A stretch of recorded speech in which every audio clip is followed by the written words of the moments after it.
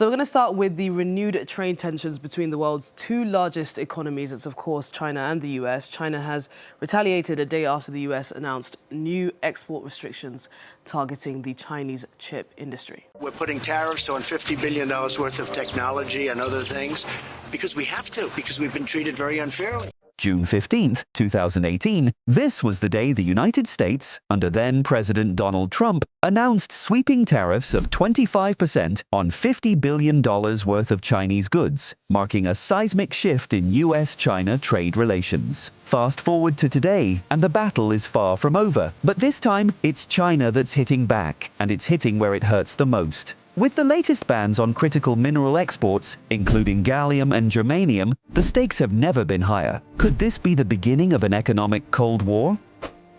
The trade dispute between the United States and China officially escalated in 2018, when the US imposed a series of tariffs on Chinese imports, citing unfair trade practices, intellectual property theft, and a massive trade imbalance. By the end of Trump's presidency, the US had levied tariffs on over $360 billion worth of Chinese goods, with China retaliating on $110 billion of US exports. These measures were designed to pressure China to alter its trade policies. However, they had unintended consequences for American manufacturers, farmers, and consumers who faced higher costs. China, while initially reeling, began to strategize for long-term resilience. Fast forward to 2023 and 2024, China has not only adapted, but shifted to a more aggressive stance. The Chinese government has increasingly weaponized its control over critical supply chains to retaliate against the United States. One significant move came earlier this year when China announced it would restrict the export of two key minerals, gallium and germanium.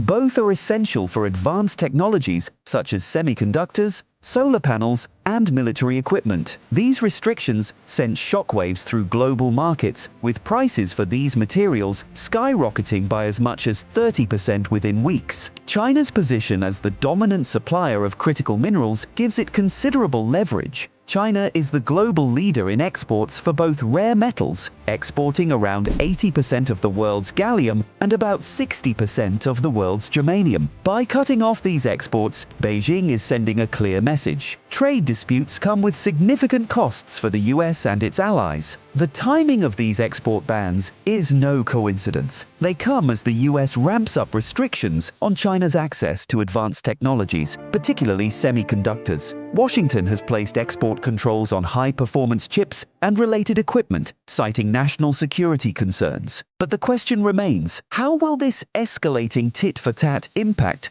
both nations and the rest of the world? Gallium and germanium might not be household names, but they're vital to the technology that powers modern economies. Gallium is essential in the production of semiconductors and light-emitting diodes, or LEDs. Germanium is crucial for fiber optic cables, infrared optics, and solar panels. Together, they form the backbone of industries that drive innovation, communication, and energy sustainability. China's control over these minerals isn't accidental. Decades of strategic investments in mining and processing have made it the undisputed leader in rare earth and critical mineral production. According to a report by the Oxford Institute for Energy Studies, China accounts for more than 70% of global rare earth exports and dominates refining processes that most other nations lack. By banning the export of gallium and germanium, China is playing its strongest card. These restrictions hit the United States and its allies where it hurts the most, their ability to innovate and compete in critical sectors. The US relies heavily on imported minerals, with over 90% of its gallium and germanium needs fulfilled by China in recent years. In the short term, these bans have thrown supply chains into disarray. Tech companies are scrambling to secure alternative sources, while governments are urging domestic industries to ramp up production. But replacing China's dominance in these markets won't be easy. Refining these minerals requires specialized knowledge, expensive infrastructure, and years of development. The impact is already being felt across industries. For example, semiconductor manufacturers in the United States and Europe are warning of potential delays in chip production. Meanwhile, renewable energy companies are facing higher costs for solar panels, threatening progress in clean energy initiatives. But China's move isn't just about economics, it's also deeply political.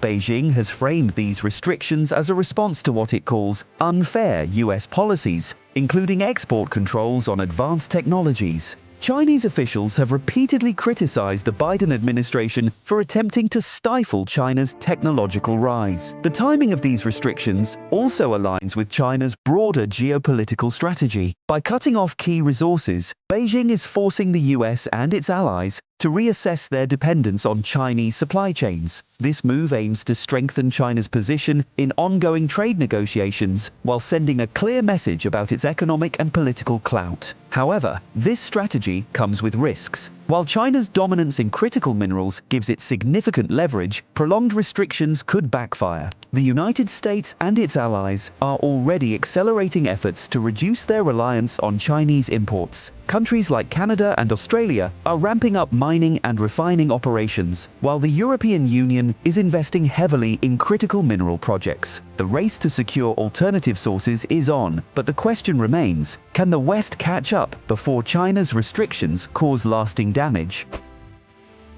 China's decision to restrict exports of gallium and germanium isn't an isolated event. It reflects a deeper shift in the global trade landscape, where economic competition is increasingly shaped by geopolitical rivalries. For decades, trade policies were governed by mutual benefit and globalization. Now, they're evolving into tools of strategic confrontation. At its core, the standoff between the US and China is about more than minerals or semiconductors. It's about who will lead the next chapter of technological innovation and global economic influence.